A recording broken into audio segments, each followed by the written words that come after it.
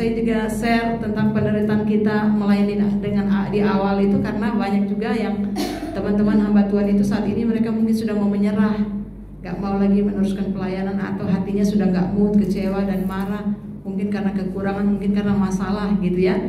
Jadi mereka mungkin hanya lihat kita senang-senangnya saja, mereka gak tahu marsikornya kita awal pelayanan ya, supaya semuanya tetap setia gitu maksud saya ya, supaya tetap setia melayani Tuhan, karena semuanya melewati proses itu. Khususnya ini kan khusus hanya untuk dari gereja-gereja yang gajinya GBU. Kalau yang ada gaji sih santai-santai aja, mereka nggak pernah marsikor dan menderita, karena kami tahu teman-teman kami banyak yang menderita, yang susah di daerah-daerah yang terpencil, supaya mereka tetap setia mengasihi Tuhan dan melayani Tuhan. Jadi kalau mereka berhenti dan mengundurkan diri, siapa yang mau gantikan mereka melayani Tuhan?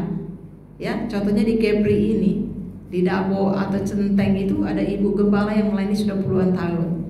Ya, tidak ada orang yang bisa sampai ke sana dari Dabo ke Centeng itu aja naik apa tuh botnya aja beratus-ratus ribu untuk biaya pergi ke sana ya. Jadi banyak biaya yang dibutuhkan gitu ya. Bahkan ibu MD, bapak MD kami juga mengatakan, aduh kalau ke sana nggak bisa ngambil uang dari kas, harus uang dari kami sendiri, berapa ratus ribu itu ongkosnya hanya untuk bawa tamu ke sana gitu ya. Terus saya juga kasihan, sedangkan kami butuh ini itu, anak kami masih sekolah kuliah. Terus kenapa nggak ambil dari kas? Aduh nanti mulutnya semua bernyanyi, habis kami dibully. Ternyata jadi hamba Tuhan itu kasihan ya. Udah uangnya keluar habis, capek lagi dia ngantar tamu gitu ya. Terus dibully lagi dengan sesama teman di dalam Kepri yang gitu ya.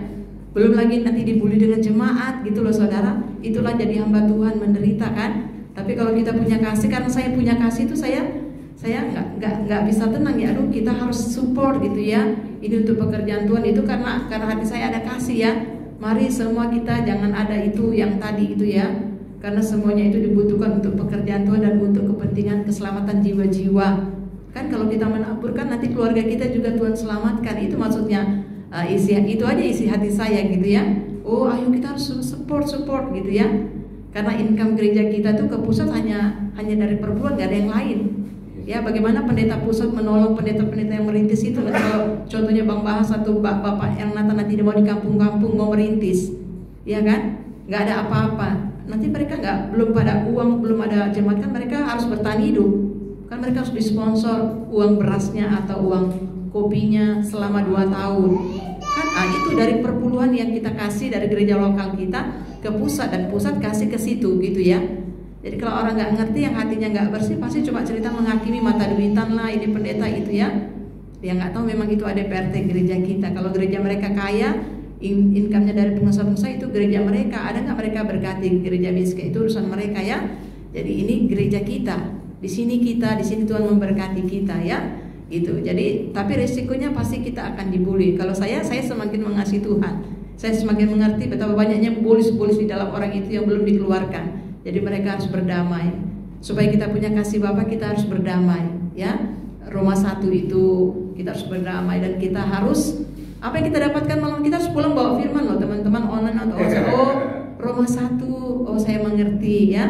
Terus tadi Yohanes 8, oh ya, saya harus ada Yesus dan Bapa di hati supaya saya ada kasih, supaya saya bisa menangkap firman baru. Oh saya harus salibkan daging saya supaya saya ikuti keinginan roh, karena kalau saya mengikuti keinginan daging tadi ya banyak daftarnya ya, saya tidak akan masuk dalam kerajaan surga. Tolong saya Tuhan. Kita buka lagi, kita baca lagi ya, kita tulis lagi, kita lakukan, baru kita juga ajar yang lain. Kita harus gitu ya teman-teman, karena kita ini jadi murid Kristus. Kalau nggak saudara lagi, kalau nggak saudara yang lakukan, siapa? Nggak ada.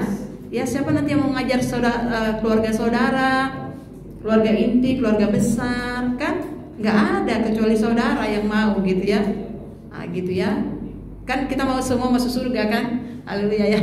Nah, gitu loh. Kita mau semuanya diselamatkan Tuhan, dan jangan berbuat dosa lagi. Tugas kita muridkan dan ajar orang gitu ya. Saya cuma bilang saudara siap ya, siap dibully, siap dihina untuk melakukan firman, untuk nanti mengajar. Saudara siap diejek, dihina, jangan murah-murah kecewa tersinggung, jangan ya. Oke, dari sekarang siapkan hati kita, bersihkan hati kita, mental wajah gitu ya. Mental wajah siap dilatih, siap dilibas, siap dipalsu lapak, siap dibalbal.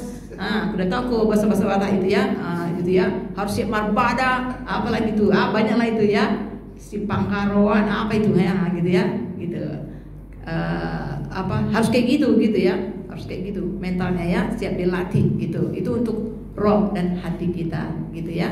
Biarpun saudara baik-baik di sini, saudara harus siap gitu ya, karena kita tahu dalam mereka banyak polis-polis supaya mereka mau berdamai dan memiliki kasih Bapa.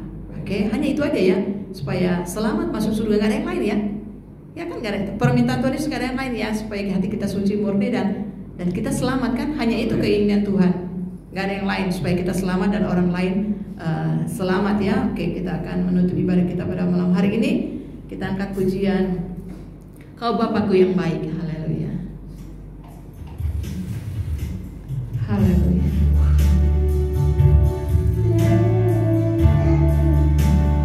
Mari kita pulang membawa kasih Bapa di dalam hidup kita. Dan biarlah kasih Bapa yang tinggal di dalam hati kita selama kita ada di muka bumi. Dan kita akan mengasihi dan taat kepada firman Tuhan, perintah Tuhan. Jika ada kasih Bapa di dalam